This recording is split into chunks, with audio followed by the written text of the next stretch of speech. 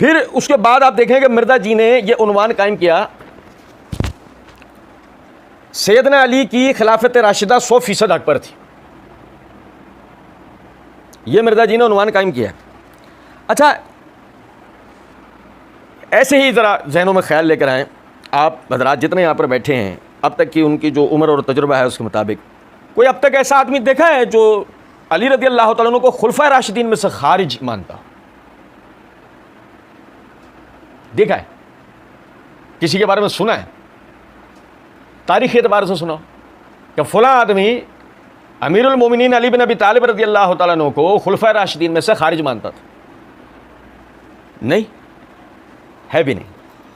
मसला सारा ये है, ये बात करने का मतलब क्या है, मैं आपको इसका एक मंतकी नुक्ता बताता हूँ। जब मिर्ज़ा जी ये उन्वान कायम करते हैं कि सैयदना अली रज़ी अल्लाह अन्हु की खिलाफत राशिदा 100% हक पर थी, आपने उनके साथ कहा जी बिल्कुल ऐसे ही है, वह आपके लिए थी या उस दौर के लोगों के लिए भी थी? अब आपने जवाब के अंदर कहना है कि जी उस दौर के लोगों के लिए भी थी। अब मिर्ज़ा साहब ने जवाब के अंदर कहना है फिर अहले जमल और अहले सिफ़ीन ने उनकी बैत क्यों नहीं की? समझे ये नुक्ता या नहीं?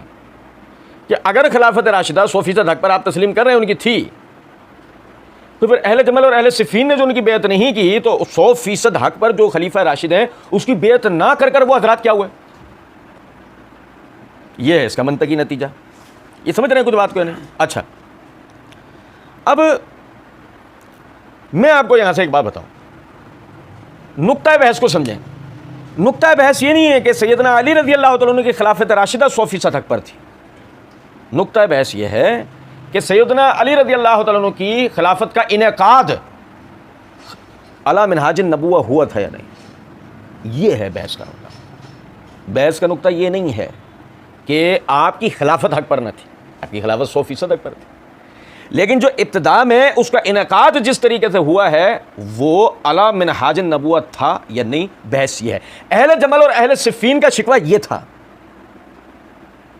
उनका शिकवा कतन ये नहीं था कि सैयदना अली बिन अबी तालिब रज़ी अल्लाह तआला अन्हु की खिलाफत 100% वो या हक पर थे या नहीं। अच्छा, अब आप देखें, मिर्ज़ा जी आगे कहते हैं कि अल्लाह जल्ला जलालहू के महबूब सल्लल्लाहु अलैहि वसल्लम के दामाद अमीरुल मोमिनीन सैयदना अली रज़ी अल्लाह तआला अन्हु की खिलाफत मनहज नबुव्वत सल्लल्लाहु अलैहि वसल्लम पर थी। और मैं यहाँ से बात आगे लेने से पहले आपको एक नुक्ता बताता हूँ, इस नुक्ते को लाजमी ध्यान में रखिएगा।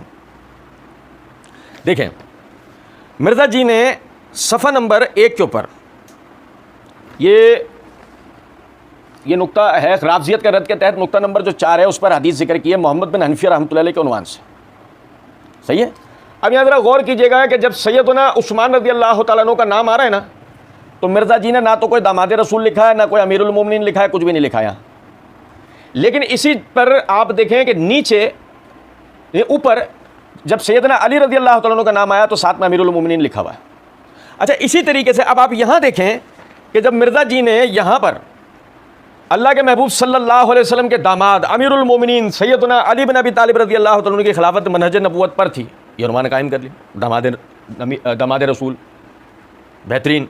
लेकिन उसी के बाद आप नीचे देखें सैयदना अली जमल और सुफ़ैन में हक पर थे, इसके तहत ही ये देखें ये दोबारा से नाम आ रहा है उस्मान रज़ी अल्लाह तआला अन्हु का, लेकिन ना दामाद रसूल लिखा गया ना अमीरुल मोमिनीन लिखा गया। कैसी हल्की सी बात लगती है बधाए, लेकिन आप समझें कि एक आदमी एक ही सफ़े पर अली रज़ी अल्लाह तआला अन्हु का जब नाम लेता है तो अमीरुल मोमिनीन लिखता है, फिर मज़ीद उनकी मनक़बत व फजीलत बताते हुए दामाद रसूल भी लिखता है, लेकिन वो कहता है मैं अहले सुन्नत। लेकिन जब सैयदना उस्मान का नाम आता है तो ना वो अमीरुल मोमिनीन लिखता है और न ही वही मनक़बत जो उनके लिए भी साबित है, यानी दामाद रसूल होने की, उसका भी जिक्र नहीं करता। समझे तकय्ये की चादर को कि हम तो मानते हैं, मानने का फ़र्क नज़र आ रहा है। बहरहाल वो कहते हैं कि अल्लाह के महबूब सल्लल्लाहु अलैहि वसल्लम के दामाद अमीरुल मोमिनीन सैयदना अली रज़ी अल्लाह तआला अन्हु की खिलाफत मनहज नबुव्वत सल्लल्लाहु अलैहि वसल्लम पर थी। फिर नुक्ता नंबर 1 के तहत लिखते हैं, तर्जुमा सही हदीस अमर बिन मैमून ताबी रहमतुल्लाह अलैह का बयान है कि जब अमीरुल मोमिनीन सैयदना उमर रज़ी अल्लाह तआला अन्हु को ज़ख्मी हालत में शहादत से पहले लोगों ने अपना खलीफा बनाने के मुतालिक अर्ज़ की, तो आप रज़ी अल्लाह तआला अन्हु ने इरशाद फरमाया, मैं इस मामले में इन 6 के अलावा किसी और को खिलाफत का अहल नहीं समझता कि जिनसे रसूलुल्लाह सल्लल्लाहु अलैहि वसल्लम अपनी वफ़ात तक राज़ी रहे। फिर आप रज़ी अल्लाह तआला अन्हु ने उनके नाम जिक्र फरमाए, सैयदना उस्मान, सैयदना अली, सैयदना तलहा, सैयदना ज़ुबैर, सैयदना अब्दुर्रहमान बिन औफ़, सैयदना साद बिन अबी वकास रदियल्लाहु अन्हुम। फिर इन 6 सहाबा रदियल्लाहु अन्हुम में से 4 दस्तबरदार हो गए और फिर सब ने मिलकर 2 बाकी बचने वाले सैयदना उस्मान रदियल्लाहु तआला अन्हु और सैयदना अली रदियल्लाहु तआला अन्हु में से सैयदना उस्मान रदियल्लाहु तआला अन्हु को चुन लिया। अब उसके बाद मिर्ज़ा जी ने ब्रैकेट के अंदर लिखा है, बस सैयदना उस्मान रदियल्लाहु तआला अन्हु के बाद खिलाफत पर सिर्फ सैयदना अली रदियल्लाहु तआला अन्हु का हक था। मिर्ज़ा साहब ने इसके लिए सही बुखारी हदीस नंबर 3700 का हवाला भी दिया है और हमने इसके ऊपर तफसीली बात जो है मिर्ज़ा इंजीनियर की हकीकत पार्ट 15 के अंदर वो कर रखी है। सरदस्त एक नुक्ता गौर तलब है, देखिएगा। मैंने जैसे अर्ज़ किया कि बहस इस बात से नहीं है कि अली रज़ियल्लाहु तआला अन्हु की खिलाफत अला मिनहाज नबुव्वत नहीं थी, बहस इस बात से है कि जो इब्तिदा में इनकाद हुआ वो अला मिनहाज नबुव्वत था या नहीं। मिर्ज़ा जी ने मसला नंबर 157 पार्ट 1 के अंदर एक जगह कहा है, तबरी खोले ना, क्या खोले? तबरी खोले ना। जो पहला मुफस्सिर भी है, मौर्रिख भी है, बड़े मौर्रिखीन में से है इमाम तबरी और ऐसे इब्न कसीर। इसका मतलब ये है कि मिर्ज़ा जी ने हमें तारीख़ी पस मंज़र के लिए तारीख़ तबरी और अल बिदाया व निहाया वगैरह कुतुब देखने की तरफ तवज्जो दिलाई है। और ज़रा देखिएगा, हमने मिर्ज़ा जी के कहने के ऊपर यह तारीख़ तबरी खोली, इसकी जिल्द नंबर 3 का सफ़ा नंबर 252 है और 253 है। अब्दुर्रहमान इब्न उबैद का बयान है, वो कहते हैं कि मुआविया रज़ियल्लाहु तआला अन्हु ने अली रज़ियल्लाहु तआला अन्हु के पास एक वफ़्द भेजा जिसमें हबीब बिन मुस्लिमा अल-फ़हरी, शुरहबील इब्न सिम्त, मान बिन यजीद बिन अखनस शरीक थे। जिस वक्त ये वफ़्द अली रज़ियल्लाहु अन्हु के पास पहुंचा, मैं वहाँ मौजूद था। हबीब इब्न मुस्लिमा अल-फ़हरी ने पहले अल्लाह की हम्द व सना बयान किया और उसके बाद कहा, सैयदना उस्मान रज़ियल्लाहु तआला अन्हु यकीनन एक हादी खलीफा थे, अल्लाह अज़्ज़ा व जल्ला की किताब पर अमल फरमाया करते थे और अल्लाह के अहकाम को बजा लाते। तुमने उनकी ज़िंदगी अजीरन बना दी, तुम उनकी मौत के ख्वाहां थे, तुमने उनसे दुश्मनी बरती और उन्हें शहीद किया।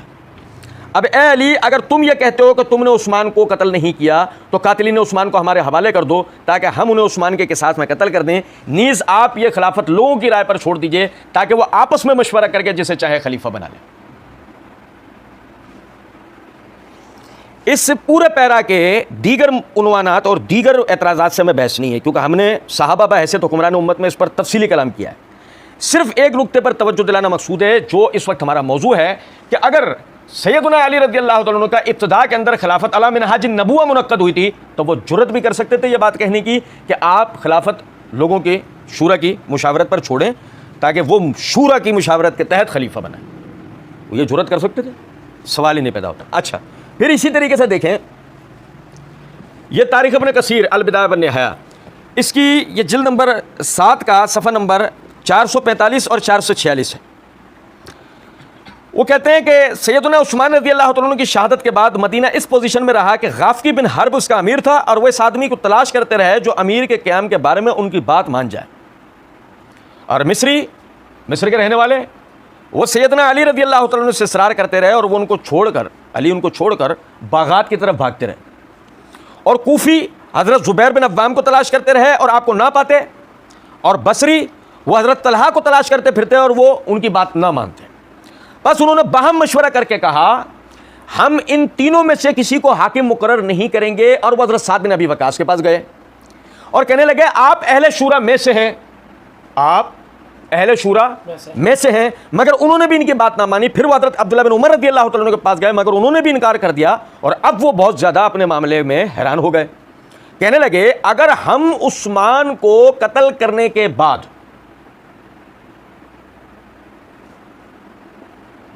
यहां से जागने की जरूरत है, हम उस्मान को कत्ल करने के बाद बगैर इमारत के यानी बगैर अमीर का क़याम अमल में लाए अगर अपने शहरों की तरफ वापस चले गए तो लोग अपने अमर के बारे में इख्तिलाफ करेंगे और हमें नहीं छोड़ेंगे, हमें नहीं छोड़ेंगे। बस उन्होंने हज़रत अली रज़ियल्लाहु तआला अन्हु की तरफ रुजू किया और आपसे इसरार किया और अश्तर नखी ने आपका हाथ पकड़कर आपकी बैत कर ली और लोगों ने भी आपकी बैत करना शुरू की। और कूफी कहने लगे कि सबसे पहले अश्तर नखी ने आपकी बैत की है और यह 24 ज़िलहज्जा जुमेरात का दिन था। किन लोगों ने आपकी बैत की? मैं दोबारा इबारत पढ़ूंगा, मैंने कहा था यहां से जागने की जरूरत है। वो कहने लगे कि हम उस्मान को कत्ल करने के बाद बगैर इमारत के अपने शहरों को वापस चले गए तो लोग अपने अमर के बारे में इख्तिलाफ करेंगे और हम नहीं छोड़े जाएंगे, यानी हमें नहीं छोड़ा जाएगा। बस उन्होंने हज़रत अली की तरफ रुजू किया और आपसे इसरार किया और अश्तर ने आपके हाथ पकड़कर आपकी बैत कर ली और लोगों ने भी आपकी बैत की। और कूफी कहने लगे कि सबसे पहले अश्तर नखी ने आपकी बैत की है और ये 24 ज़िलहज्जा जुमेरात का दिन था। किन लोगों ने आपकी बैत की है? कातिली ने माजरत के साथ, अगर हमारे वारंट गिरफ्तारी जारी ना हो तो इख्तिलाफ इस मामले में नहीं था कि अली रज़ी अल्लाह तआला अन्हु की खिलाफत अला मिनहाज नबुव्वह नहीं थी। बहस इस बात पर थी कि इब्तिदा में मुनक्कद किस तरह हुई है। जो हजरात अहले जमल, अहले बसरा, अहले शाम जो सैयदना उस्मान का किसास यानी के मुतालबे के साथ सैयदना अली से बैत नहीं कर रहे थे, उसकी बुनियादी वजह यह थी। कितनी बड़ी बात जुर्रत करके उसने बोली है कि तुमने जो है उस्मान को कत्ल किया, गो अगर तुम ऐसा कहते हो कि तुमने उस्मान को कत्ल नहीं किया, कातिली ने हमारे हवाले कर दो। ये जुर्रत कर सकता था वो?